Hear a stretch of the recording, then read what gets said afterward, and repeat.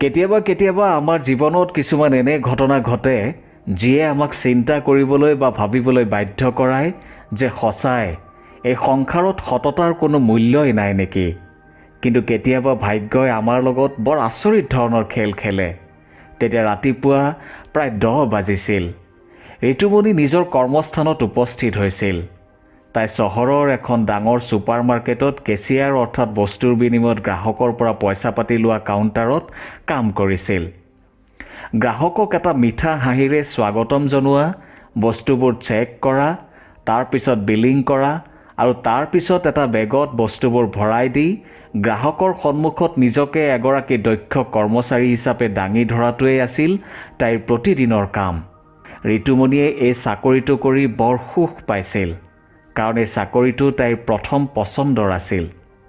তাই এটি অতি সাধাৰণ পৰিয়ালৰ আছিল আৰু এই চাকৰিটো তাইৰ ঘৰখনৰ বাবে অতি প্ৰয়োজনীয় আছিল। তাইৰ মাকৰ বেমাৰ, লগতে ভায়েকৰ পঢ়া পাতিৰ দায়িত্বও তাইৰ কান্ধত আছিল। কিন্তু তাই ভবাই নাছিল যে আজিৰ দিনটোৰ সময়খিনিয়েই তাইৰ জীৱনটো সম্পূৰ্ণৰূপে সলনি কৰি দিব। এজন প্ৰায় 65 বছৰীয়া বয়োজ্যেষ্ঠ মানুহে কপা কপা হাতেৰে কেইটামান বস্তুৰ সৈতে বাস্কেটটো বিলিং কাউণ্টাৰত থকা কেছিয়াৰজনী অৰ্থাৎ ঋতুমণিলৈ আগবঢ়াই দিলে। ঋতুমণিয়ে এটি মিচিকীয়া হাঁহিৰে মানুহজনক স্বাগতম জনালে আৰু বিলিং কৰিবলৈ আৰম্ভ কৰিলে। বাবা নমস্কাৰ, ভালনে আপোনাৰ? মানুহজনে পাতলীয়া হাঁহি এটা মাৰি ক'লে, কিবাকৈ চলি আছোঁ মাজনী। দৰৱ পাতিও ল'বলগীয়া আছে, কিন্তু এই বস্তুকেইটাহে অতি দৰকাৰী। ঋতুমণিয়ে বিলিং কৰিবলৈ বস্তুকেইটা স্কেন কৰিবলৈ আৰম্ভ কৰিলে। চাউল, দাইল, তেল, ব্ৰেড আৰু অলপ শাক পাচলি। স্কেন কৰি ঋতুৱে বয়োজ্যেষ্ঠ মানুহজনক ক'লে, বাবা 1050 টকা হৈছে। আপুনি অনলাইন পে'মেণ্ট কৰিব নে কেছ পে'মেণ্ট কৰিব? মানুহজনে জেপত হাত দি ক'লে, মই কেছ পইচাকেই দিম দিয়া মাজনী। মই এইবোৰ অনলাইন কৰিব নাজানো, তাতে মোৰ মোবাইলটোও সৰু, সেয়েহে এই অনলাইন পে'মেণ্টৰ ঝামেলাত সোমোৱাই নাই। ঠিক আছে বাবা, আপুনি কেছ পে'মেণ্টো কৰিব পাৰে। মানুহজনে জেপৰ পৰা কেইটামান কইন আৰু কেইখনমান সতৰা মোতৰা নোট উলিয়াই দিলে। এইখিনিত চোৱাচোন কিমান আছে। ঋতুমণিয়ে পইচাখিনি গণি চাই ক'লে, বাবা পূৰাপূৰি 800 টকা আছে।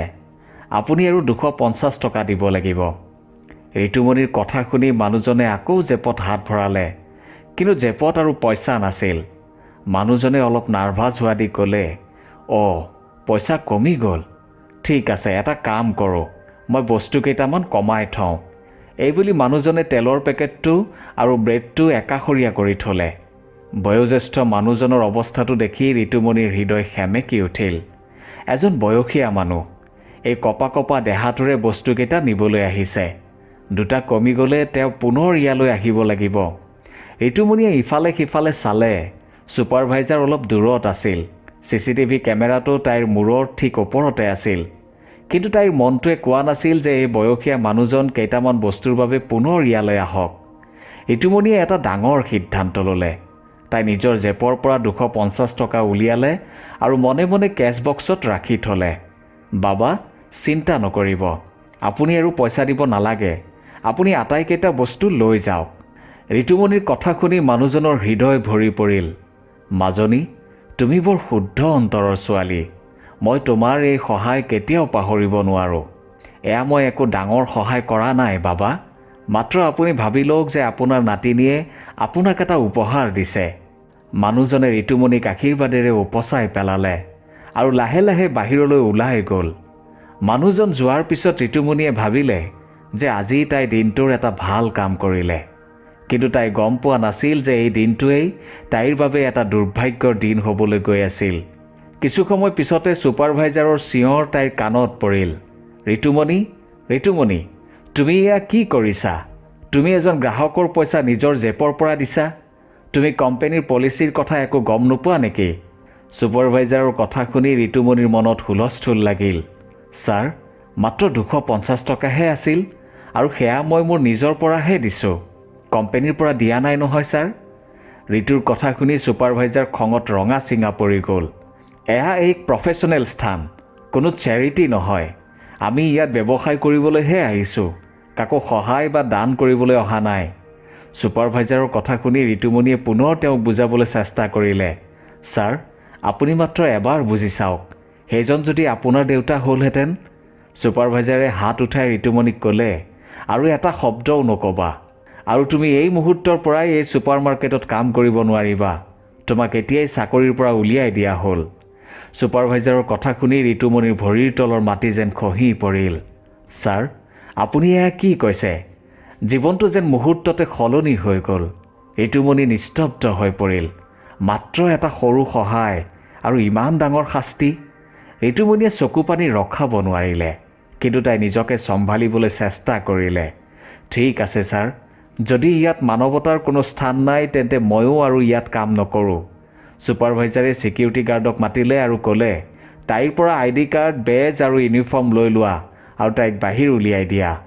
ঋতুমণিয়ে নিজেই নিজৰ বেজ, ID কাৰ্ড আৰু ইউনিফৰ্ম মহিলা ছিকিউৰিটি গাৰ্ডজনীৰ হাতত দিলে আৰু একো প্ৰত্যুত্তৰ নকৰাকৈ ছুপাৰ মাৰ্কেটৰ দুৱাৰখনেৰে বাহিৰলৈ ওলাই গ'ল। বাহিৰলৈ আহি ঋতুমণিয়ে হুক হুকাই কান্দিবলৈ ধৰিলে। এতিয়া আগলৈ কি হ'ব? তাই যি কৰিছিল সেয়া কি ভুল আছিল নেকি? তাই অন্য চাকৰি পাবনে? কিন্তু তাই গম পোৱা নাছিল যে এয়া তাইৰ জীৱনৰ এক নতুন আৰম্ভণি আছিল। তেতিয়া সন্ধিয়া প্ৰায় 5 মান বাজিছিল। পাৰ্কৰ এখন বেঞ্চত ঋতুমণি অকলে বহি আছিল। তাইৰ চকুত চকু পানী আছিল যদিও তাই সেয়া ওলাই আহিবলৈ দিয়া নাছিল। এটা সৰু সহায়ৰ বাবে মই চাকৰি হেৰুৱালোঁ, তাই নিজকে নিজে প্ৰশ্ন কৰি আছিল। তাই ভাবি আছিল যে এতিয়া আগলৈ তাই কি কৰিব? মাকৰ দৰৱ পাতি কেনেকৈ কিনিব? ভায়েকৰ পঢ়া পাতিৰ খৰচ কেনেকৈ বহন কৰিব? আজি কাইলৈৰ ভিতৰত তাই অন্য চাকৰি এটা পাবনে? সেই সময়তে তাইৰ ফোনটো বাজি উঠিল। মাকে ফোন কৰিছে। ফোনটো উঠাই ঋতুমণিয়ে ক'লে, মা, কোৱা। মাকে ক'লে, ঋতু, আজি অলপ সোনকালে আহিবি। মই তোৰ বাবে তই ভালপোৱা কিবা এটা ৰান্ধি থৈছোঁ। সকলো ঠিকে আছে নহয় মাজনী? আছে মা। ঠিক আছে, মই আজি সোনকালেই ঘৰ পাম। ঋতুৱে সকলো কথা মাকক ক'ম বুলি ভাবিছিল, কিন্তু মাকে চিন্তাত থকাটো তাই বিচৰা নাছিল। ঠিক আছে মা, ৰাখিছোঁ বুলি কৈ ঋতুমণিয়ে ফোনটো থ'লে। লগে লগে চকু পানী নিগৰিবলৈ ধৰিলে। সঁচাকৈ সকলো ঠিকেই আছিলনে? ঋতুমণি তেতিয়াও নিজৰ চিন্তা ভাৱনাতে মগ্ন হৈ আছিল। হঠাৎ এখন অতি বিলাসী গাড়ী আহি তাইৰ সন্মুখত ৰ'লহি। গাড়ীৰ পৰা নামি আহিল এজন চিনাকি মুখৰ মানুহ। সেই বয়সীয়া মানুহজন, যাক ৰাতিপুৱা সময়ত ঋতুমণিয়ে সহায় কৰিছিল। মানুহজনে ঋতুমণিৰ ওচৰলৈ আহি সুধিলে, মাজনী, তুমি ইয়াত এনেকৈ কিয় উদাস হৈ বহি আছা? ঋতুমণিয়ে কথাটো ক'বলৈ অলপ সংকোচ কৰিলে। নাই বাবা, একো হোৱা নাই, এনেই বহি আছোঁ। তেতিয়া মানুহজনে ক'লে, মাজনী, তুমি সঁচা কথা কোৱা। মই তোমাক সেই তেতিয়াৰ পৰাই বিচাৰি আছোঁ, যেতিয়া তুমি মোক তোমাৰ পৰা 250 টকা দি সহায় কৰিছিলা। ঋতুমণিয়ে কওঁ নকওঁকৈ কথাখিনি ক'লে, বাবা, আজি মোক চাকৰিৰ পৰা উলিয়াই দিলে, কাৰণ মই আপোনাক সহায় কৰিছিলোঁ। মানুহজনৰ মুখত চিন্তাৰ এক চিহ্ন ফুটি উঠিল। কি? মাত্ৰ 250 টকাৰ সহায়ৰ বাবে? ঋতুমণিয়ে মূৰ জোকাৰি ক'লে, হয় বাবা, মোৰ ছুপাৰভাইজাৰে মোৰ এই কামটো ভাল পোৱা নাছিল। তেওঁৰ মতে ছুপাৰ মাৰ্কেটখন কেৱল মাত্ৰ ব্যৱসায় কৰিবলৈহে, দান দক্ষিণাৰ বাবে নহয়। মানুহজনৰ মুখত এটি পাতলীয়া হাঁহি বিৰিঙি উঠিল। মাজনী, কোৱাচোন, তুমি যি কৰিছা তোমাৰ মতে সেয়া কি ভুল আছিল নেকি? ঋতুমণিয়ে লগে লগে উত্তৰ দিলে, নাই, মই যি কৰিছোঁ মোৰ মতে ঠিকেই কৰিছোঁ, কিন্তু এই সমাজত ভাল কামৰ কোনো মূল্যই নাই। তেতিয়া বয়োজ্যেষ্ঠ মানুহজনে ক'লে, নাই মাজনী, তেনে কথা নহয়। এই সংসাৰত ভাল কাম, ভাল কথাৰ সদায় মূল্য আছে আৰু থাকিবই, কিন্তু তাৰ মূল্য বুজোতে মানুহৰ অলপ সময় লাগে। ইয়াৰ লগতে মানুহজনে আৰু এনে এটা কথা ক'লে, যিটো শুনি ঋতুমণিৰ ভৰিৰ তলৰ মাটি যেন খহি পৰিল। তোমাক আজি যিখন ছুপাৰ মাৰ্কেটৰ চাকৰিৰ পৰা উলিয়াই দিছে, সেইখন ছুপাৰ মাৰ্কেট মোৰেই। বাবা, এয়া মই কি শুনিছোঁ?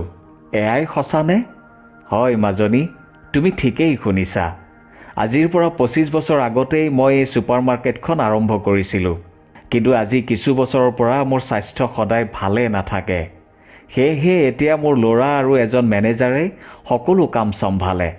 ঋতুমণিয়ে মুহূৰ্তৰ বাবে বিশ্বাস কৰিব পৰা নাছিল।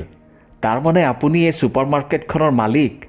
হয় মাজনী, তুমি আজি যিজন বয়োজ্যেষ্ঠ মানুহক সহায় কৰিছিলা সেইজন ব্যক্তিয়ে ছুপাৰমাৰ্কেটখনৰ মালিক। ঋতুমণিৰ চকু সেমেকি উঠিল। বাবা, এই বিষয়ে মই একেবাৰে অজ্ঞাত। সেই সময়ত মোৰ এনেকুৱা লাগিছিল যে আপোনাক সহায়ৰ প্ৰয়োজন। মানুহজনে মৰমতে ঋতুমণিৰ মূৰত হাত থৈ ক'লে, মাজনী, এয়াইতো তোমাৰ আটাইতকৈ ডাঙৰ গুণ। তুমি কোনো লোভ লালসা নকৰাকৈ, মনত কোনো অন্য চিন্তা নকৰাকৈ মোৰ সহায় কৰিছা। আৰু এতিয়া মই তোমাক ইয়াৰ পুৰস্কাৰ দিব খোজোঁ। এতিয়াৰে পৰা তুমি এই ছুপাৰমাৰ্কেটখনৰ নতুন মেনেজাৰ। ঋতুমণিয়ে নিজৰ কাণ দুখনকে বিশ্বাস কৰিব পৰা নাছিল যে এয়া তাই কি শুনিছে। হয় মাজনী, তুমি ঠিকেই শুনিছা। যিজনী ছোৱালীক মই আজি নিস্বাৰ্থভাৱে সহায়ৰ হাত আগবঢ়োৱা দেখিছোঁ, সেইজনী ছোৱালীহে প্ৰকৃততে এগৰাকী মেনেজাৰ হোৱাৰ যোগ্য। কিন্তু বাবা, মোৰ মেনেজাৰৰ কোনো অভিজ্ঞতাই নাই। তেতিয়া মানুহজনে ক'লে, তোমাৰ এখন বহল অন্তৰ আছে, মানুহক সহায় কৰাৰ ভাৱনা আছে আৰু সততা আছে। এজন ভাল লিডাৰ হ'বলৈ এই গুণকেইটা থকা অতি প্ৰয়োজন। ঋতুমণিৰ চকুৰে সুখৰ চকুলো নিগৰিবলৈ ধৰিলে। তাইৰ জীৱনত মাত্ৰ এদিনতে কিমান কি ঘটিল। ৰাতিপুৱা যিজনী ছোৱালীক চাকৰিৰ পৰা উলিয়াই দিয়া হ'ল, সেইজনী ছোৱালীয়েই এতিয়া মেনেজাৰ হ'ল। মানুহজনে এটি মিঠা হাঁহি মাৰি ক'লে, কালিলৈৰ পৰা তুমি নতুন মেনেজাৰ হিচাপে কামত জইন কৰিবা। এতিয়াৰে পৰা ছুপাৰমাৰ্কেটখন কেৱল এখন ব্যৱসায়িক স্থল নহয়, মানৱতা আৰু সততাৰ বাবেহে জনাজাত হৈ পৰিব। আৰু এটা কথা, তোমাৰ ছুপাৰভাইজাৰজনক এটা শিক্ষা দিয়াৰ সময় হ'ল।